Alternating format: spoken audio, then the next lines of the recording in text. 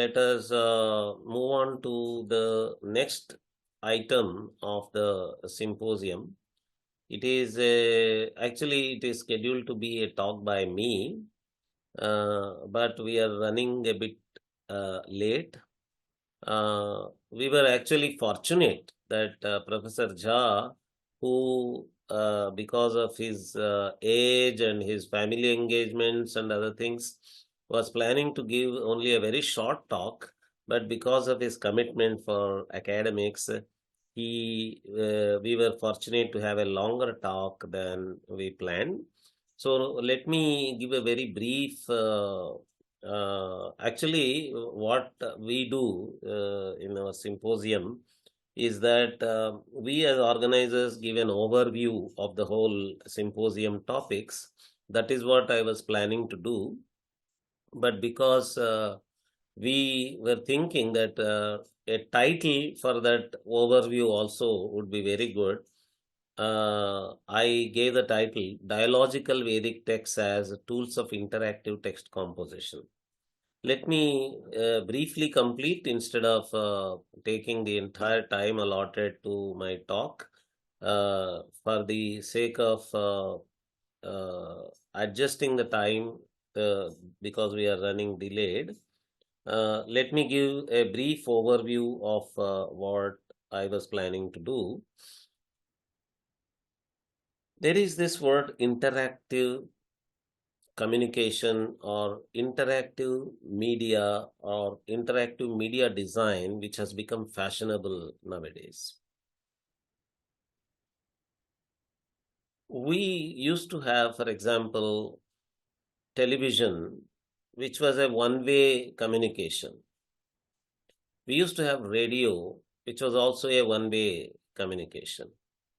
Whereas the internet and interactive possibilities of internet have provided the possibility of audience giving feedback to the communicator and the communicator responding back to it, or instead of a push way of communication, a pull way of communication. The audience can pull the communication that they want is happening. Or the third possibility within this interactive communication is that the communication is responding to the feedback of the audience. And what is this feedback? It can be in the form of trying to know more from the communication, or critiquing the communication, and for example, showing what could have been better in the communication and the person responding back to it. All this is happening in the form of audience getting involved within the communication. Some of the strategies that the interactive communication strategies that were planned before this kind of interactivity becoming possible through internet, giving an opportunity for audience to respond, was that there were some programs designed in such a way that the anchors of the broadcasting agency or telecasting agency go to the audience, interact with the audience, and the interaction is documented within the communication. So this gives two things to the audience. One is that they get a feel that people very similar to them, people very people, the audience who are like them are already responding. So audience feedback is taken care of inside the program. And also there is an expectation created among the audience that someday the telecasting agency might come to them also and might give them an opportunity to participate. From a very good marketing strategy, this was useful for the telecasting channels. But if you look at the ancient Indian texts, as we all know, most of the ancient Indian Vedic texts are composed in the form of a dialogue, a conversation between two characters, two individuals. The most famous example is Bhagavad Gita. There is a character, Krishna, who, as per the Itihasa, Mahabharata, of which this Bhagavad Gita is a part, is none other than Bhagavan Vishnu, his avatar. There is that character, Bhagavan or Brahman or Paramatman is the character there. And there is this other character, Arjuna. He is situated by the author Vyasa as a warrior who is running away from the war. But today, if everyone is feeling, the readers of Bhagavad Gita are feeling that their questions are getting answered through Bhagavad Gita, if they are getting a feeling that they are able to interact with the book, they are able to get responses to what they would have asked from Bhagavan, we should look at the strategy of interactivity that is incorporated in the book. How was this possible? How is that people are able to get this feel that their questions are getting answered? The author there very cleverly is making Arjuna the listener in the dialogue, listener in the conversation, a representative of the inquirer, representative of the seeker. At many points, wherever Arjuna responds to Krishna's questions, we can easily see that it is the tendency of a common layman audience of Vedanta that is exhibited by Arjuna. He asks the questions of a commoner. For example, at some point he says, Vyamishreneva vakyena buddhim mohayativa me. With a admixture of different viewpoints, it appears as though you are confusing me. You are deluding my intellect. Can we expect that Arjuna is actually Arjuna is the one who is saying this? The author is expecting that the audience of his speaker in the text, he made him speak different viewpoints, one after the other, and there is a possibility that a common reader might get confused. And the common reader might respond that way, that, oh, this is all Vyamishrena Vakyena is happening. Vyamishrita Vakya is being used. So the response of the reader is being incorporated into this from the words of Arjuna. And in the 8th chapter also, Arjuna puts all definitional questions. Kim tad brahma, kim adhyatmam. All the words that are used by Krishna, he puts these questions. Kim tad brahma? What is that Brahman? All the words Brahma, Adhyatmam, Adhiyajnam, Adhidaivam, all those are asked for by the reader, by Arjuna. So with this kind of strategy of anticipating the response of the readers and incorporating that as the participation by the one of the sides of the dialogue, the author is incorporating the interactivity of the reader and gives a satisfaction to the reader that he is being addressed, he is being taken into confidence, he is being involved in the dialogue. So the purpose of involving another person itself is the uh, interactivity that is required for this communication. Can we say that all the dialogue mode text compositions are like this? We can take examples of the frame in which Mahabharata is placed. There is a Pauranika, Suta Pauranika. Here, the dialogue is not between an individual and another individual. There is a group of people.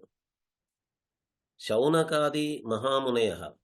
All the entire group of sages are sitting in front of the speaker. And the dialogue happens as if it is happening only between two individuals, because the author keeps on saying, Shaunakadi Mahamuneyaha have said, the whole group has said this. So there is one voice of the whole group. There is no individual member speaking among the Shaunakadi Mahamuneyaha. So what is happening here is the entire audience of the book are getting represented by Shaunakadi Mahamuneyaha there. And within the book, there is again two individual dialogue model also, but that is narrated by Suta Pauranika. It is between Vaishampayana and Janamejaya. So he keeps on saying that Janamejaya questioned this way, that is why Vaishampayana was answering this way. But if you see in the very beginning, for example, when Suta Pauranika says that the whole thing happened in Shamanta Panchaka and among Ashtadasha Akshauhini Shainya, then immediate question for any audience like us would be, oh, what is this word? I am not able to get. Shamanta Panchaka, I am not able to understand. Akshauhini, I am not able to understand. And why should such a war take place at all? Exactly those three questions are raised by Shaunakadi Mahamuneyaha. And then Sutta Pauranika starts answering from there. He explains what is Akshauhini. He explains what is Shamanta Panchaka. And he also then goes to the reason behind the war itself, and that is how the whole Itihasa comes up.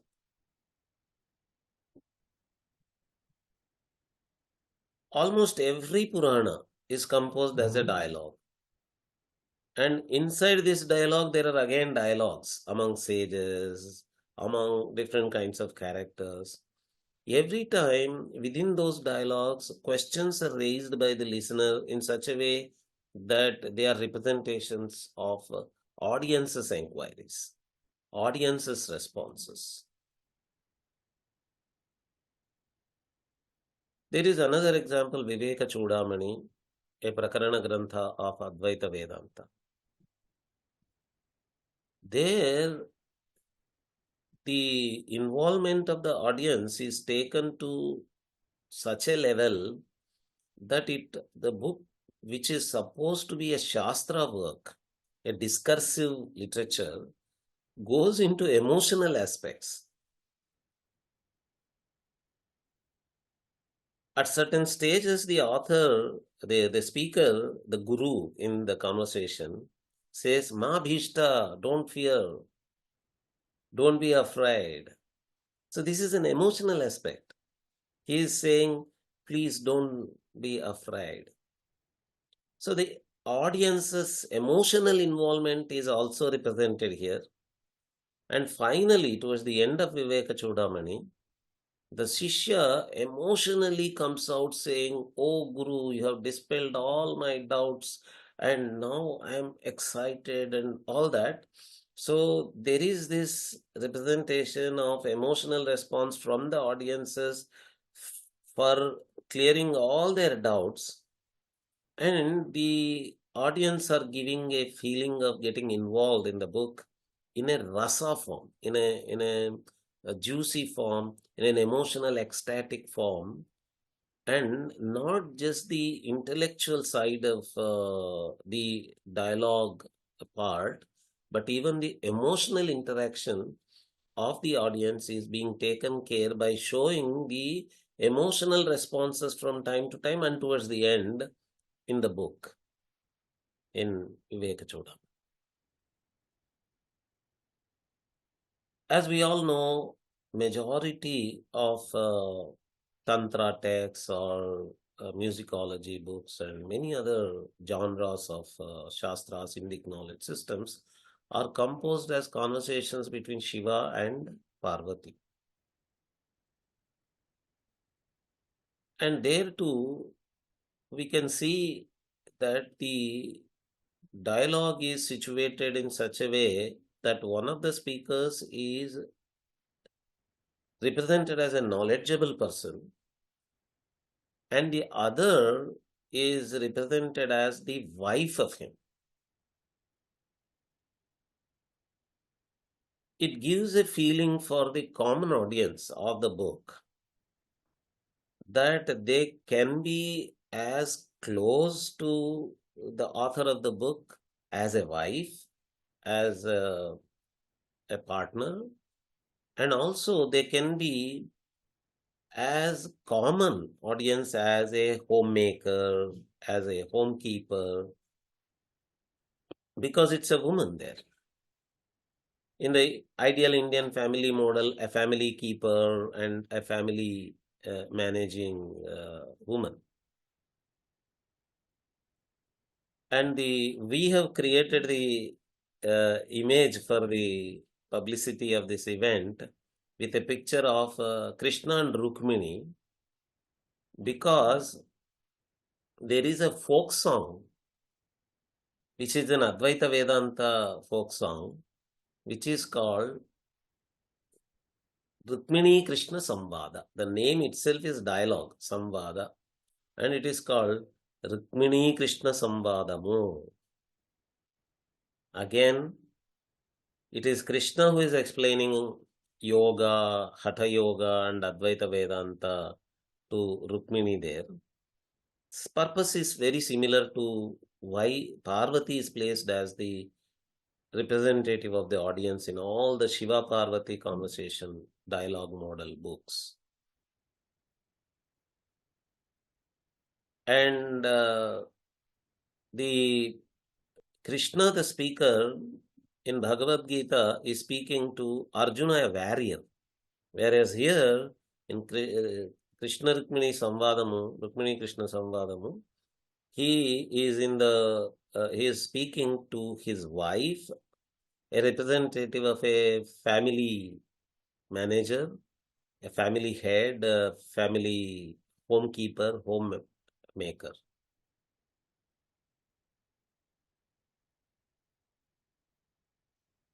This has a broader appeal than having a warrior, learned scholar, listener in the dialogue.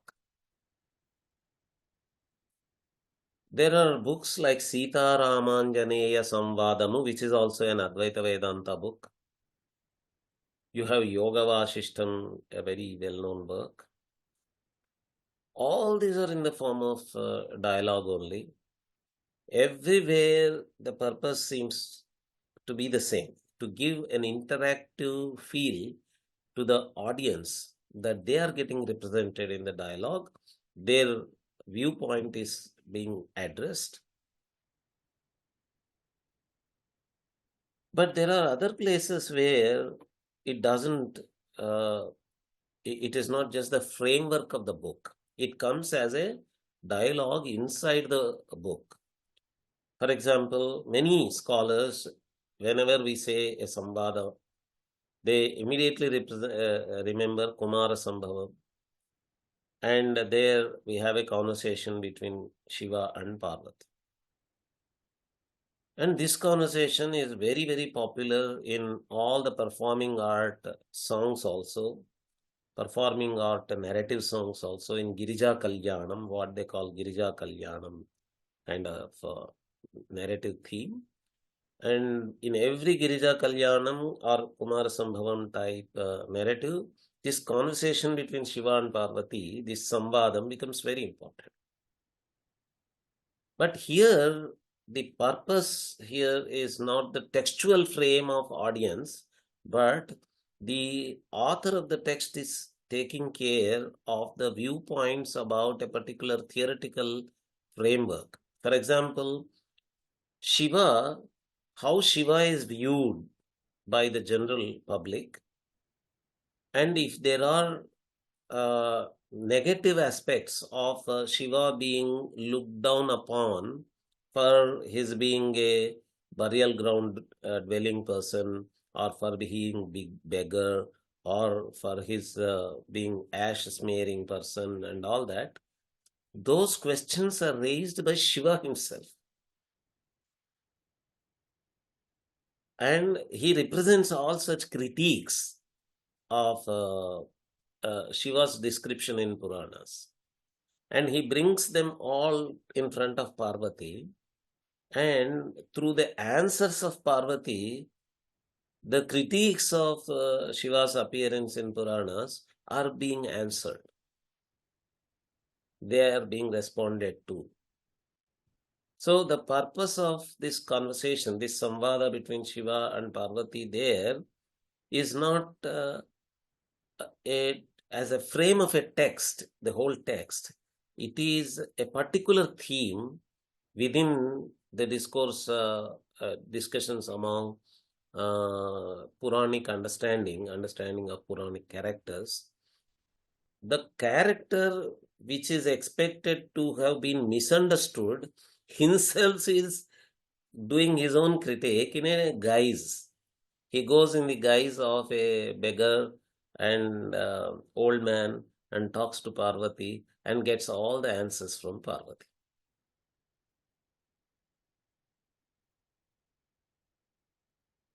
In a Telugu 16th century epic poem called Manucharitramu, composed by Allasani Peddana, I actually wanted a speaker to come and speak about all these regional language literature works or the Telugu works only, because I was not able to get that speaker for his family emergency of some problem in his family of an old woman. He could not come, so I am covering that topic also. In this work, Manucharitramu, the story is the birth of Swarochisha Manu, the second of the Manus, Manu of the second Manvantara, called Swarochisha Manu. And it is a story from Markandeya Purana. It's a brief story in Markandeya Purana, but it is expanded into an epic poem by this 16th century Telugu author. And even according to the Markandeya Purana story, a Nityagnihotri Brahmana expresses his desire for Tirtha Yatra, and a Yati, a sannyasi, a Siddha who was a guest in his house, gives him a magical paste and says that if you put that magical paste under your feet, it will take you where you want. And he uses that, this Brahmin, a Nityagnihotri Brahmin, uses that and wishes as Himalayas as his first place of Tirtha Yatra. He goes to Himalayas. While enjoying the beauty and the sacredness of Himalayas, the paste under his feet gets melted because of the snow on Himalayas. So he is not able to go back home. He loses his way and he encounters an Apsarasa. she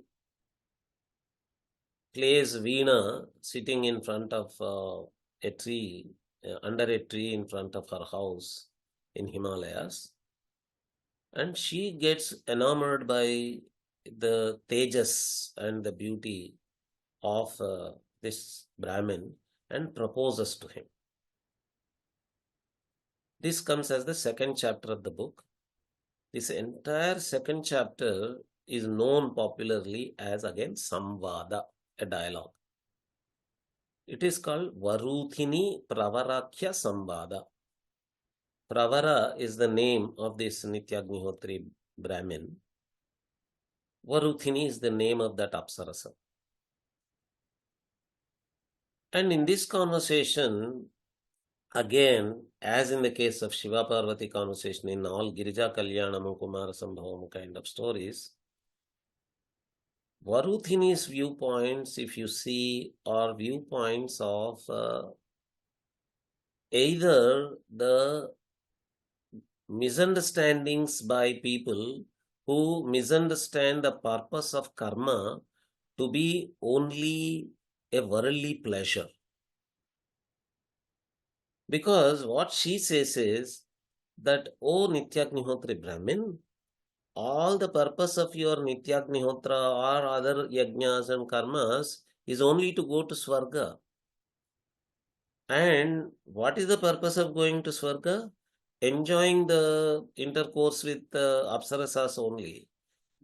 I am an Apsarasa. I am directly available to you now. Why do you lose this opportunity of getting the actual objective of your karmas when it is available on earth itself? Why are you not enjoying? I think you are learned people. You are able to get the purpose of this author, why he is doing.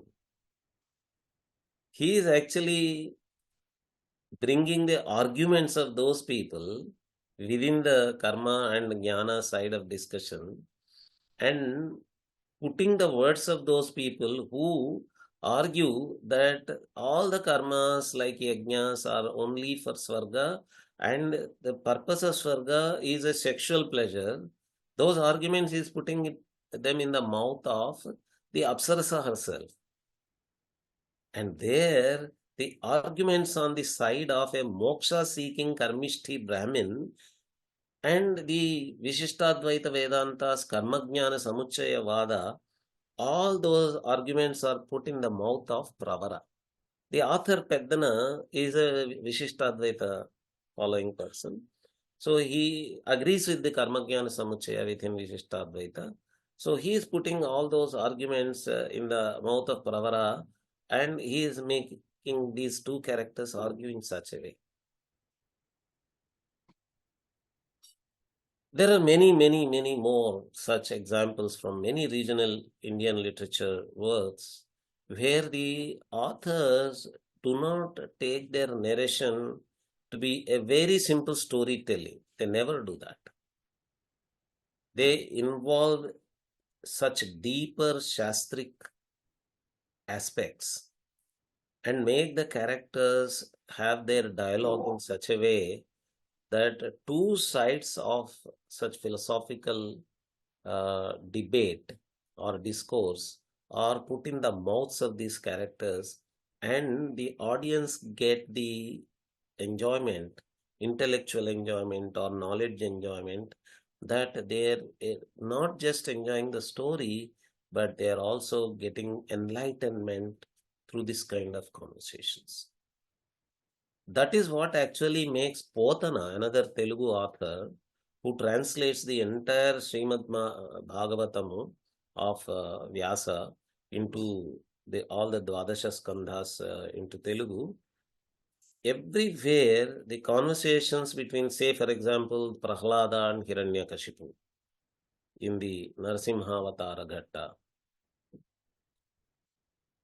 Prahlada actually brings in very deep theoretical jargon of Vedanta while talking to his father Hiranyakashipu. Would Hiranyakashipu be interested in all that kind of deep theoretical Vedantic, shaastric discussion or not is a different question. But the audience here are getting. Why Hiranyakashipu and Prahlada? Go to Gajendra Moksha. While talking about Gajendra Moksha also, while describing the thoughts of Gaja there, again the entire Vedantic vocabulary, very thick jargon of Vedanta is used.